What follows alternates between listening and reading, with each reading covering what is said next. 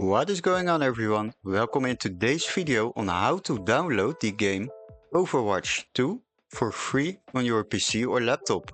So for the first step we will go to Google, and please make sure you follow each step accurately to download this game completely free. We will type in Overwatch 2, and after that you will get a lot of options to visit. You can go to the official game maker's website. You can also go to Steam, and now go to Steam, and after that you can go to the trailer over here. You can watch the trailers, you can check out some screenshots, and after that you can read some information.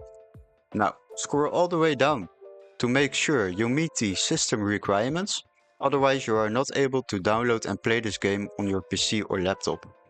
Make sure you verify if your system meets these requirements, and after that you can scroll back up and just click on the play game.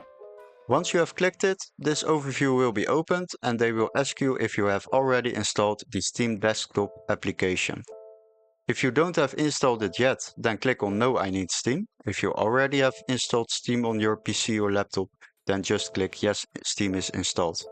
After clicking on this button, the game will be downloaded and you are able to start playing this game for free. Hopefully this video was very helpful. Don't forget to like and subscribe. We would love to see you in our next gaming tutorial. See you guys, bye bye!